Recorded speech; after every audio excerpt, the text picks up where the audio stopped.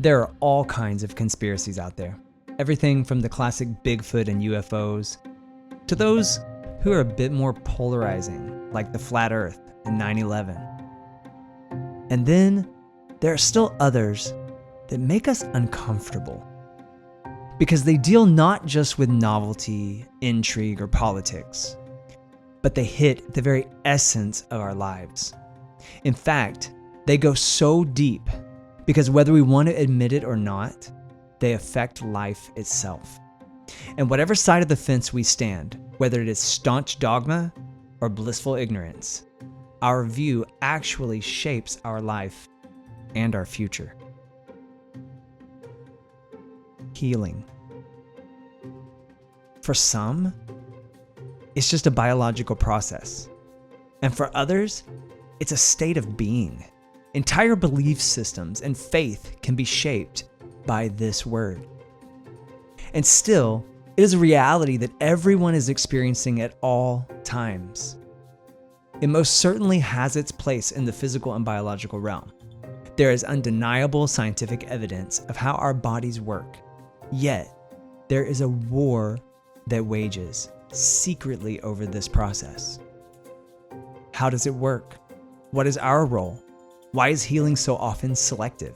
How can one person get well from a methodology while another loses their life in the process? This is complicated. And to ignore it, well, that tends to only happen until you're in need of it. This podcast is created out of struggle. My struggle.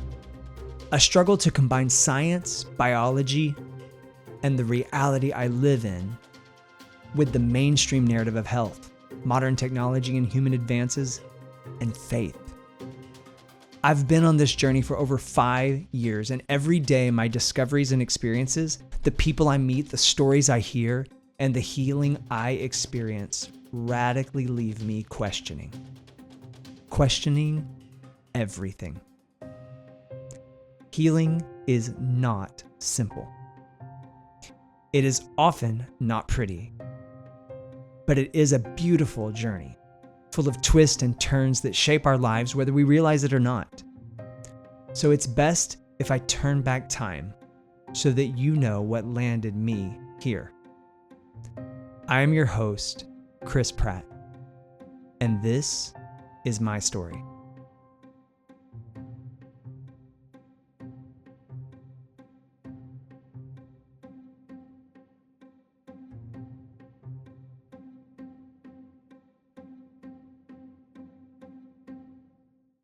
Prior to 2019, I had spent about 15 years as a band director. People are always fascinated because it is a world they really don't understand. But I've never met someone who did not think it was a great thing you're doing for kids. It has its moments, but I'm not going to lie. This is a job that is often destructive. Long hours, sometimes 60 or more per week. There were nights I would sleep in my office because it wasn't worth the time to finish a Friday night football game, drive almost an hour home to sleep for 3 hours, and be back at school by 4 a.m. to start the next day at a big competition. In Texas, the only thing bigger and more competitive than band is football, but we come in a close second. We tend to be the first and last ones in the parking lot every day, all year long. It's a bit of a self-induced punishment, but it can be thrilling. But there's an untold story. After the Friday Night Lights and state championships, it's the toll it takes on your body, both for students and teachers alike. ESPN actually did a study in the early mid-2000s, and they discovered that a musician who performs an 8 to 10 minute halftime show, they experience the same physical effects to their body, their respiratory system, their cardiovascular system, as both a marathon runner and a 400-meter dash Olympian at the same time. That's crazy. Like, it's hours in the intense heat, massive amounts of water and caloric consumption, and high levels of cognitive demand. I mean, these students are actually moving at high velocities on a field while playing an instrument at very high symphonic levels. It's the culmination of both physical activity and fine art. But for a director, it actually is many of these same exact conditions, only multiplied. Although I wasn't out on the field giving the workout that the students were doing, I find that the same mental elements and many of the same physical elements were there beating on me every single day, day after day. Plus the added stress of things like safety, logistics, community politics, just to name a few. So I was about 15 years in, and I began to ignore my body's warning signs.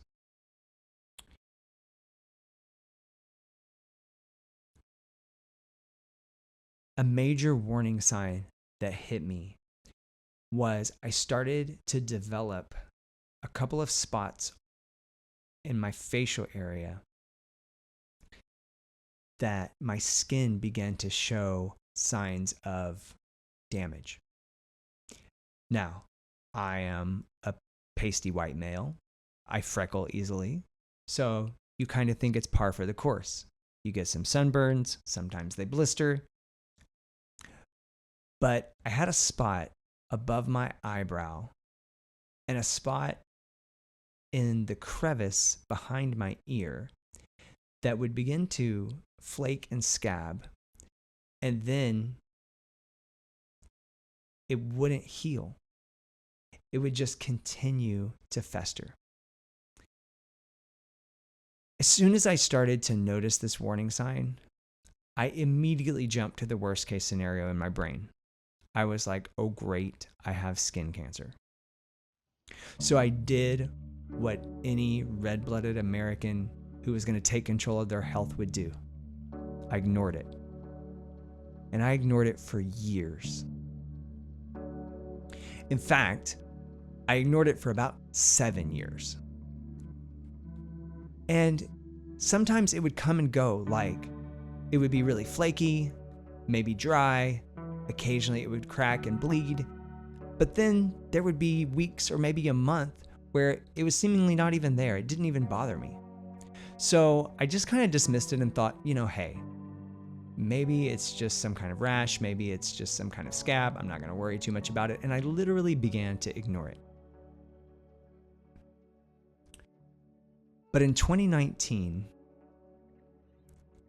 it got to a point where I couldn't ignore it any longer. The spot above my eye, I realized that it was starting to spread, and it had maintained its size for years, but in a matter of months, it was like doubling over and over, and it was growing, and it was becoming much more irritated.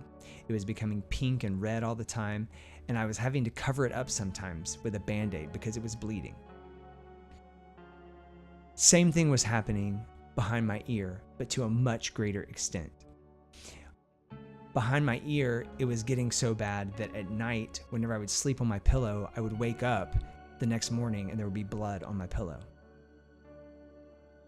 My wife begged me to do something about it, and I basically ignored her.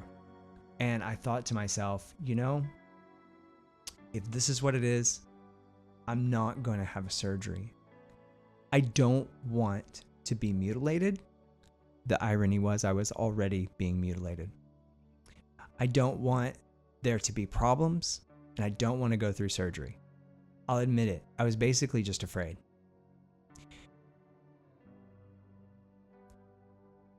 I started in this time period to do some research because for some reason it just wasn't sitting well with me that this was all the result of a sunburn, which I just assumed that was the case.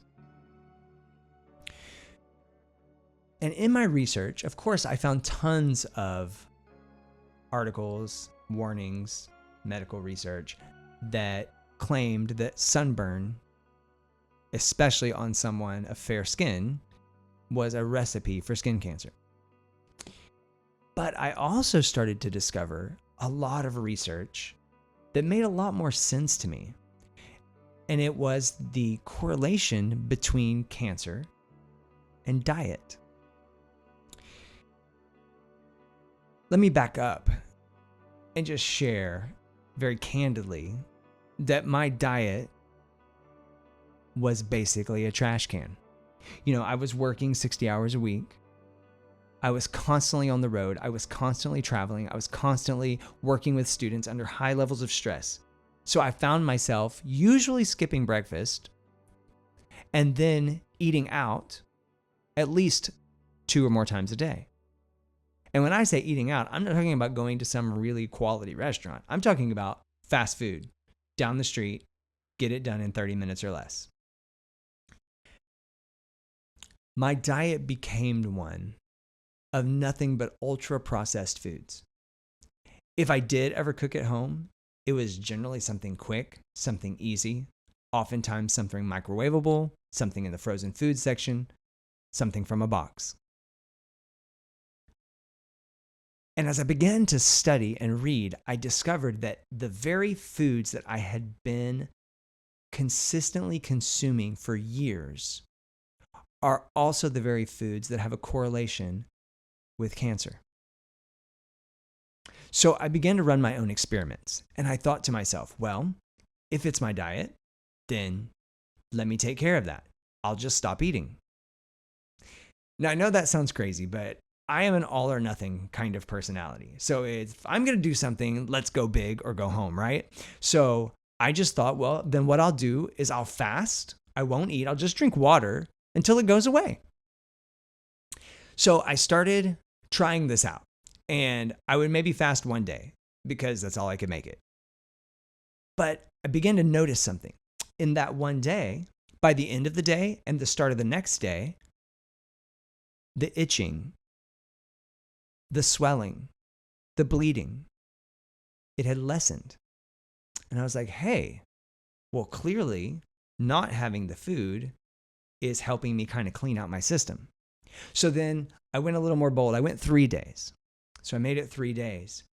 And in that 3 days, I really saw the symptoms, if you will, reside. So I worked myself up until I decided now I'm going to get rid of this. And so I said, I am going to not eat until it goes away. And I actually made it 6 days. I made it 6 days. And in those 6 days, the spots began to dry up.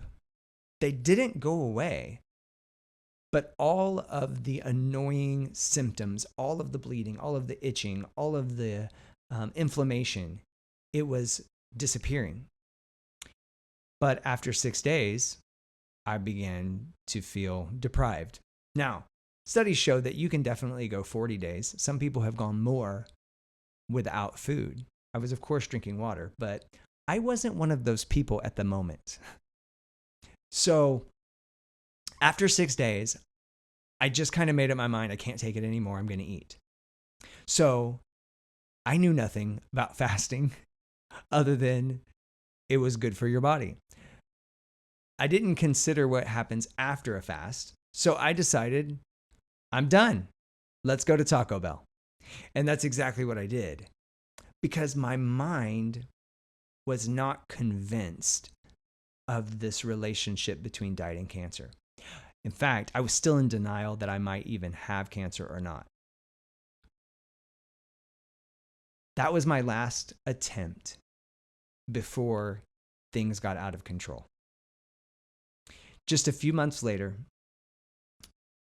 the spots behind my ear, the spot above my eyebrow, it all began to spread. It became very aggressive, very fast, to the point that I couldn't hide it. I couldn't dismiss it any longer. So I went to a dermatologist who then, of course, referred me to a MOHS surgeon and decided to go ahead and have the spots removed.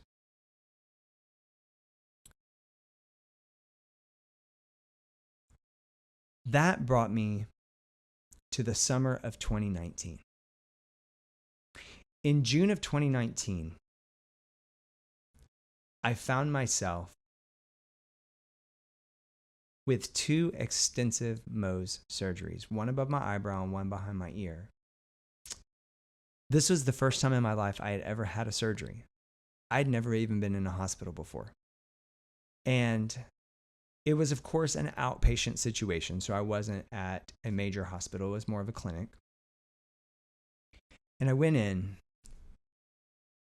and the doctor/surgeon explained the process. And he explained how the way the MOHS surgery works is basically they go in and they're going to cut the tissue layer by layer and then look at it under a microscope until they can see no more abnormalities. And then once they get to that point, they feel safe that they've gotten all the cancer out. So it seemed pretty straightforward. It made sense to me. So I said, okay. So with my eyebrow, they went in and deadened the area. And then they begin the first procedure. After they're done, kind of put a bandage over it and then say, please wait in the waiting room, because this is all a real-time process. Okay, there's no anesthesia.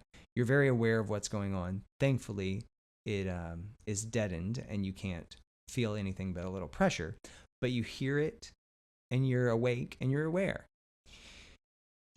So, you go sit in the waiting area with a bunch of other people who have bandages all over their bodies, and you're hoping like, okay, we got it. So the assistant comes out and says, we need you to come back. The doctor tells me, we did not get it all. Let's go again. So I went through my second time. Same procedure, same process. The physician's assistant comes out and says, we need you to come back. I go a third time. At this time, you're all bandaged up. You can't really see what's going on, but you've heard the sounds. You've felt the pressure, and your mind really goes wild. And you're thinking, I am literally going to be Frankenstein by the end of this. It begins to take an emotional toll. But I was told this was the path to healing. Thankfully, the eyebrow procedure only took 3 trips. Then once that was done, he took a skin graft from just under my collarbone and grafted skin over my eyebrow to replace the skin that was taken away. And told me, it would be 8 to 10 to 12 week process of healing. So we scheduled to come back in July to give my body some time to recuperate. And in July, we would tackle behind my ear. So I felt better. I thought to myself, okay, I made it through this. We're going to be okay. It was ugly, but I knew that it would heal. So got to July, came back in the same office, same doctor, same procedure, this time behind my ear. Went in for my first round, went back. Went in for the second round, went back. Then after round number 5, something very deep happened to me. I began for the first time in my life to sort of lose hope. When someone's cutting the skin from behind your ear, you know that just under the skin is your brain. And my mind began playing the most worst case scenarios that I could possibly imagine. And by round 5, I literally felt like either my ear is going to fall off or they're going to get to my brain. And this is not going to be repairable. So I began to feel quite a bit of despondency. And I went and sat in the waiting area after round 5, just praying, let this be the last time. And then they called me back again for round number 6. And then they sent me back out. And then they called me back in again for round number 7. And I remember asking somewhere around round 5 or 6, I said, "What's the most that anyone comes in here? How many times do you have to do this?" And I remember the physician's assistant said, "Well, the most I've ever seen is 21. And at that moment, my heart sank. Because I was only around layer 5 or 6. So they called me back in for number 7. And at this time, I'm in excruciating pain. And they're just pressing and pressing and cutting, and the sounds and the smells and just the entire situation is making me lose all hope.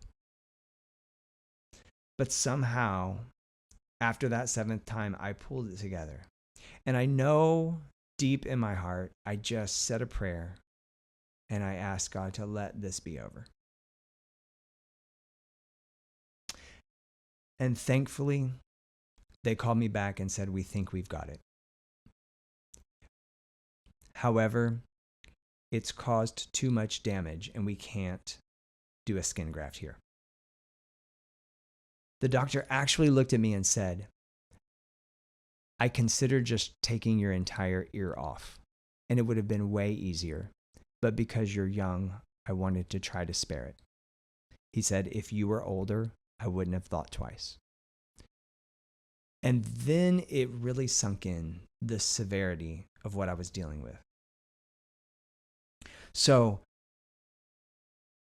the plan was for me to go home, bandaged up, rest that night, and early the next morning, I would be traveling over an hour across town to a reconstructive surgeon who specializes in reconstructive surgery after these sorts of operations. So I felt like I was going to be in good hands. So made the journey, and for this, they actually put me under anesthesia. And the plan was to take a skin graft from the inside of my leg to replace the skin behind my ear and my ear that was missing.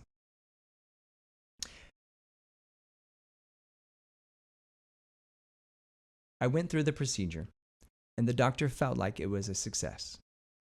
So he sent me home for a week to rest, heal, and after a week, he said I would have to come back in so that he could inspect that the graft actually took behind my ear. Because what can happen is oftentimes your body will not accept that skin graft, and the graft will just die. And he said that is possible, and if that is the case, he would have to start over. So I went back, rested for a week, came back in. Was doing a lot of praying because I did not want to go through that again. I was just hoping that the graft took and that everything was good and I was on the road to recovery. As I went back in for him to inspect, he discovered that unfortunately only 25% of the graft actually survived, which meant that within the next few days I had to come back in and start all over, which is what I did. I'm giving you these details because I think it's important for you to understand the extremely long, complicated journey I had to get my body to just be okay again. I was at a point where I felt strongly that, okay, if I have these surgeries, they're going to remove it, the skin cancer is gone, and I'm going to move on with life. Hearing that I had to go back and get a skin graft a second time began to cause some concern in me because things were not going as smoothly as I had imagined that they would. So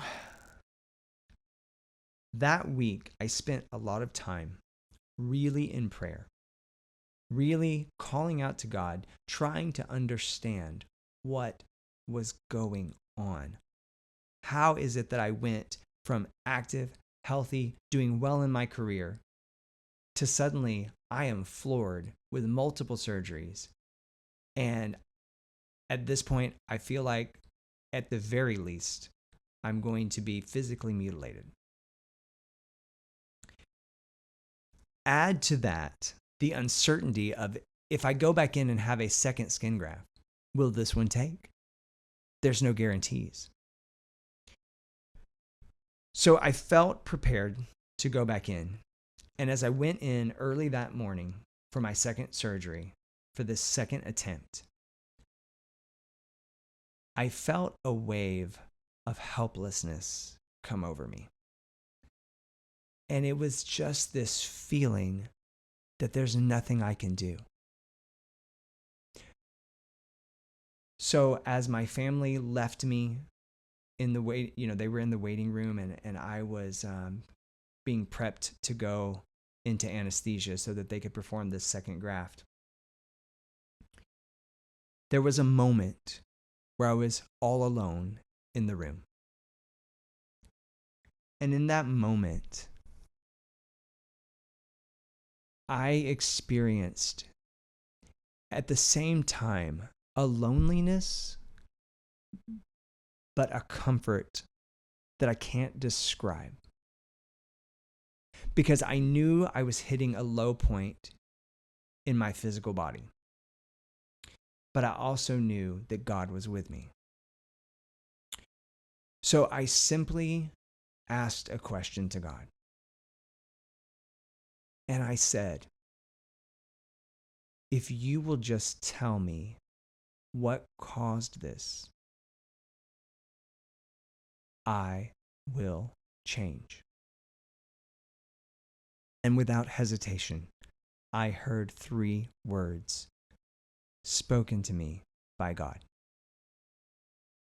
He said, "It's your diet."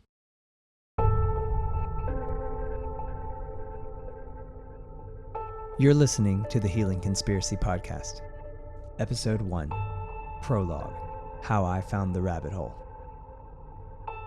Thank you so much for taking the time to listen to this episode today. In the next episode, I'll be taking you even deeper into my story. So I hope that you tune in. If you haven't already, be sure to like and subscribe, and I would love you to follow me on social media at Healing Conspiracy. Also, be sure to check out the website at www.healingconspiracy.com. Until next time, seek for the truth, and it will set you free.